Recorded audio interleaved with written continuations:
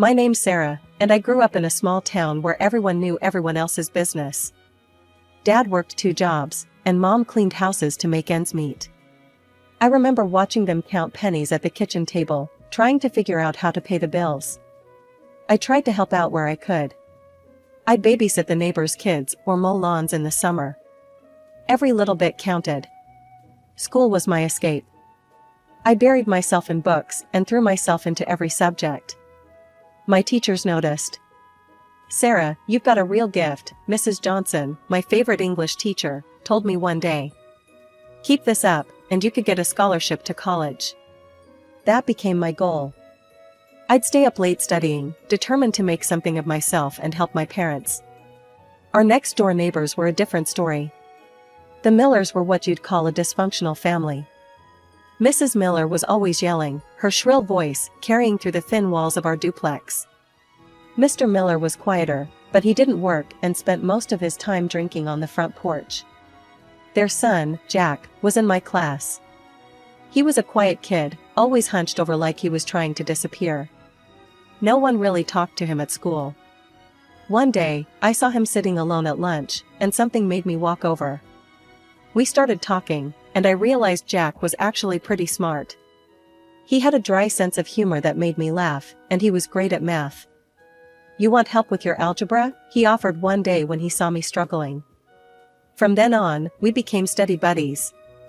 Jack was different from his parents, kind, thoughtful, and eager to learn. We'd spend hours talking about our dreams for the future. "I want to work with computers," he told me one day. "Create things that can change the world." "I want to fly," I admitted. "See the world from above." He grinned.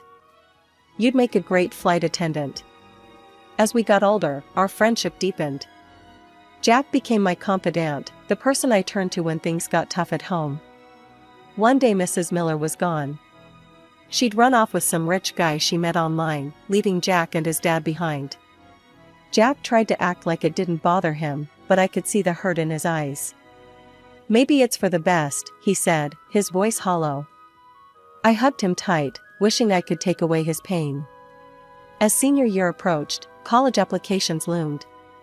I threw myself into every extracurricular activity I could, determined to get that scholarship. The day the acceptance letters arrived, I tore mine open with shaking hands. Full ride to State University. I ran next door to tell Jack, but his dad answered. "Jack's not here," he slurred. "Left for some tech school out west." Didn't even say goodbye. That fall, I left for college with a mixture of excitement and sadness. Jack and I had drifted apart, and now he was gone without a word. College life was a whirlwind. I threw myself into my accounting studies, determined to make the most of my scholarship. But even as I crunched numbers and balanced books, a part of me yearned for something else. One day, I found myself staring out the window of my dorm room, watching a plane streak across the sky. That old dream came rushing back, to be up there, among the clouds. 4 years flew by, and before I knew it, I was back in my hometown, fresh degree in hand. My parents were so proud. "Our little girl," the accountant, Dad beamed, hugging me tight. I forced a smile, not ready to burst their bubble just yet. That night, I took a walk down my old street. I paused in front of the Miller's house, memories flooding back. The place looked abandoned, weeds overtaking the yard. "If you're looking for the Millers, they're long gone," Mrs. Thompson, the neighborhood gossip, called from her porch. I walked over. "What happened?" "Old man Miller passed about a year after you left for college. Drink finally got him," she clucked her tongue. "That son of theirs never showed up for the funeral. No one's heard from him since." I pushed thoughts of Jack aside and focused on my secret plan. I'd found a flight attendant training program nearby. It wasn't easy juggling my new accounting job and the classes, but every time I felt like giving up, I'd remember that feeling of watching planes soar overhead. 6 months later, I stood in front of my parents, hands shaking as I held out my flight attendant license. "I've been taking classes," I stammered. "To become a flight attendant. It's what I've always wanted to do." There was a long silence. Then Dad spoke up. Is this really what you want, sweetheart? I nodded, tears in my eyes. To my surprise, they both hugged me. Then we're proud of you, Mom said. Just promise you'll visit often. 2 weeks later, I was on my first flight as a trainee. As the plane lifted off, I felt a thrill run through me. This was where I belonged. The next 2 years were a blur of cities, countries, and faces. Then came the flight that changed everything. It was a routine trip from New York to Las Vegas.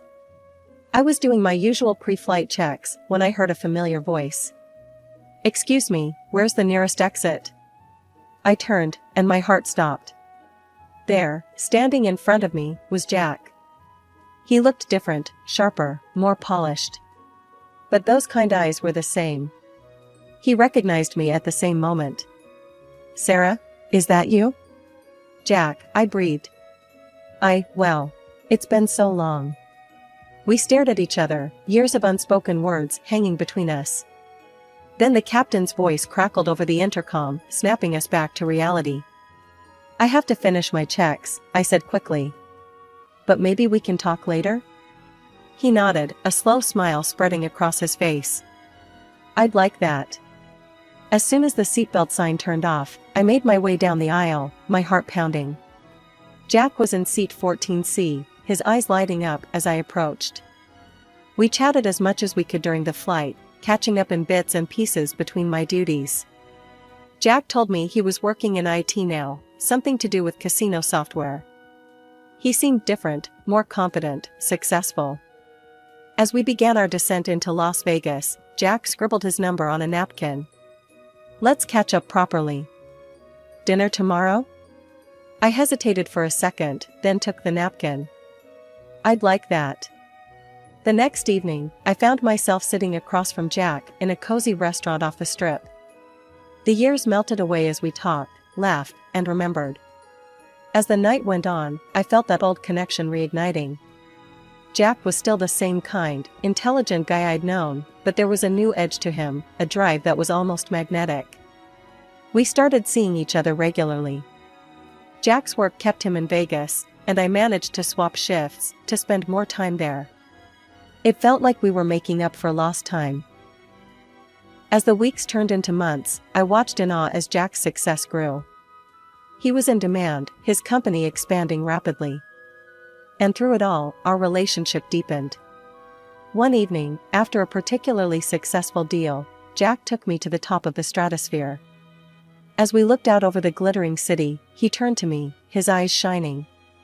Sarah, he said, getting down on one knee. You've been my best friend, my support, my everything. Will you marry me? Tears sprang to my eyes. Yes, I whispered. Yes, I will. Our wedding was everything I'd ever dreamed of, elegant, joyous, and filled with love. As we danced under the stars, I felt like the luckiest woman in the world. Little did I know, our perfect world was about to be shattered. The day that would change everything started like any other. I was home, enjoying a rare day off, when there was a knock at the door. I opened it, and my blood ran cold. There, standing in the hallway, was a face I'd hoped never to see again. Well, drawled a familiar voice. Aren't you going to invite your mother-in-law in? Jack's mother sauntered into our apartment, her eyes darting around greedily. I stood frozen, watching as she ran her fingers over our furniture, examining everything. Nice place you've got here, she said, her voice dripping with false sweetness. Is it owned or rented? Before I could respond, Jack walked in from the bedroom. He stopped short, his face a mixture of shock and something else. Was it fear? Mom, he said, his voice barely above a whisper. What are you doing here? She turned, a wide smile plastering her face. Jackie, my boy. Can't a mother visit her successful son? Jack seemed to shake himself out of his stupor. Of course, it's been 15 years. Oh, details, she waved her hand dismissively. Now, tell me about this lovely home. How much did it set you back? I watched, bewildered, as Jack answered her. $2,500,000. Her eyes widened, a look of pure joy spreading across her face. And what other properties do you own, son? The next few hours were excruciating. Jack's mother peppered him with questions about his finances, his business, his assets. Jack answered everything, seemingly unable to refuse her. Finally, as evening approached, I thought she'd leave. Instead, she dropped a bombshell. "Well, I'm exhausted," she announced. "Jackie, be a dear and show me to the guest room. I'll be staying here for a while." I looked to Jack, expecting him to say something, to refuse. But he just nodded, avoiding my eyes. "Of course, Mom. I'll get your bags." That night, as we lay in bed, I turned to Jack.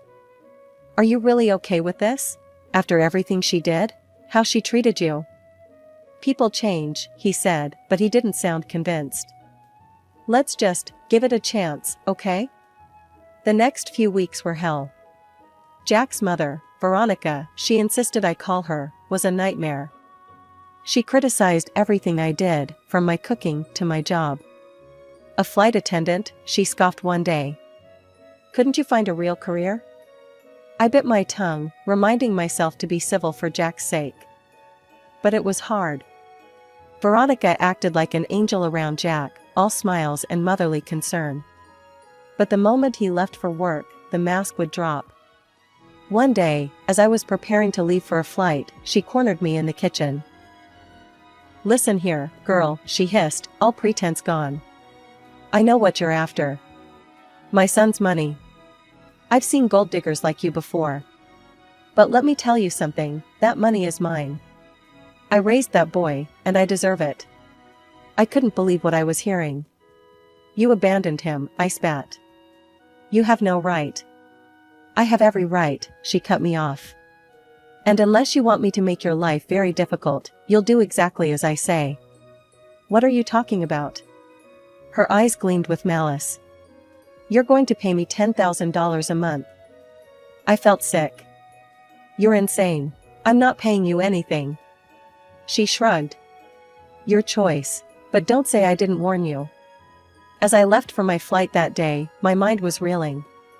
I knew I had to tell Jack, but would he believe me? And what would Veronica do if I exposed her? The next few weeks were a blur of tension and unease. I tried to talk to Jack about his mother's behavior, but he always brushed it off. I started taking longer flights, volunteering for routes that would keep me away from home for days at a time. It was cowardly, I knew, but I couldn't stand the atmosphere in our once happy home. One day, after a particularly long flight to Tokyo, I returned home to find Jack waiting for me, his face ashen. "We need to talk," he said, his voice cold. He handed me a manila envelope. Inside were photos of me, in my flight attendant uniform, kissing a man I'd never seen before. "What is this?" I gasped, my hands shaking. "You tell me," Jack said, his voice trembling with anger. "My mother found these. She's been trying to tell me for weeks that you were unfaithful, but I didn't believe her. Until now." I felt like I was drowning. "Jack, these are fake. Your mother is setting me up. She threatened me, said she'd make me pay if I didn't give her money." Jack's face hardened. "And now you're trying to blame my mother? She was right about you all along." He pulled out a stack of papers from his briefcase and slammed them on the table. "Divorce papers," he said flatly. "I want you out of this house by the end of the week." I felt like I'd been punched in the gut. This couldn't be happening. "Jack, wait. There's something else you need to know. I'm pregnant." For a moment, I saw a flicker of emotion cross his face. Then it was gone, replaced by a mask of anger and betrayal. "Convenient timing," he spat. "But how do I know it's even mine? For all I know, it could be your pilot friend's." With that, he stormed out, leaving me alone with my shattered world. I sank to the floor, sobs racking my body. How had everything gone so wrong? And what was I going to do now? As if summoned by my despair, Veronica appeared in the doorway, a triumphant smirk on her face. Well, she drawled. "Looks like the little gold digger's plan backfired." I looked up at her, anger replacing my sorrow. "You did this. You set me up." she shrugged, not even bothering to deny it. I told you I'd make your life difficult if you didn't play ball. You should have listened. With that, she sauntered out, leaving me alone with my thoughts. As I packed my bags that night, my hand rested on my still flat stomach. I had more than just myself to think about now. I had to fight for my child. I stood on my parents' porch, my hand shaking as I rang the doorbell. When Mom opened the door, her eyes widened in shock. "Sarah, what's wrong, honey?" I burst into tears, collapsing into her arms. Between sobs, I managed to explain what had happened. Mom and Dad listened in stunned silence. "You'll stay here," Dad said firmly when I'd finished. "We'll figure this out together." The next few months were a blur. Unable to fly due to my pregnancy, I took a job working remotely as an accountant for Mom's friend, Linda. The work was mind-numbing, but it kept me afloat financially and gave me something to focus on besides my shattered life. 7 months after leaving Las Vegas, I gave birth to a beautiful baby boy. I named him Michael, after my grandfather. As I held him in my arms, I felt a fierce love and protectiveness I'd never experienced before. "I'll make this right," I whispered to him. "I promise." But even as I settled into motherhood, I couldn't shake the feeling that something wasn't right. The photos, Veronica's sudden reappearance, the way Jack had refused to listen to me, it all felt too calculated. One sleepless night, as I rocked Michael, I made a decision. I was going to fight back. The next day, I hired a private detective, a no-nonsense woman named Rita. "I need you to follow my former mother-in-law," I told her. "Something's not right, and I need proof." For weeks, I waited anxiously for news. Finally, Rita called. "You're gonna want to hear this," she said grimly. I listened in horror as Rita played back recordings of Veronica's conversations with a man she called her sugar daddy. The truth was even worse than I'd imagined. Veronica was on the verge of bankruptcy, drowning in loans she couldn't repay. Her plan was to use Jack to clear her debts, then get rid of him and take everything. "I've got it all worked out," Veronica's voice crackled through the speaker. "Once Jackie signs over everything to me, we'll stage a little accident. His new wife will take the fall, and we'll be set for life, baby." My blood ran cold. Jack was in danger, and he had no idea. "There's more," Rita said. "She's got a new bride picked out for your ex. Some girl who's in on the scheme, but doesn't know about the accident part." I felt sick. The total value of Jack's assets was estimated at $15 million. Veronica was willing to destroy multiple lives for that money. With shaking hands, I dialed Jack's number. It went straight to voicemail. "Jack, it's Sarah. Please, you have to listen to me. You're in danger. Your mother..." The line beeped, cutting me off. I tried again and again, but he never picked up. Panic rising in my throat, I turned to Rita. "What do I do now?" She looked at me gravely. "You've got 2 choices. You can turn this evidence over to the police, or what? Or you can take matters into your own hands. Sometimes, to save someone, you've got to do it yourself." I looked down at Michael, peacefully sleeping in his crib. Then I thought of Jack, the boy who'd been my best friend, the man I'd loved, now unknowingly walking into a deadly trap. My jaw set with determination. "I'm going back to Las Vegas." As I stepped off the plane in Las Vegas, the familiar heat hit me like a wall. But I didn't have time to acclimate. I had a mission. My first stop was to meet Jack's fiancée. I'd managed to get her address from Rita, and now I stood outside her apartment, heart pounding. Taking a deep breath, I knocked. The woman who opened the door was beautiful, but looked tired and stressed. Her eyes widened when she saw me. "You're Sarah, aren't you?" she said softly. I nodded. "We need to talk. It's about Veronica." She hesitated, then stepped aside to let me in. Once inside, I turned to face her.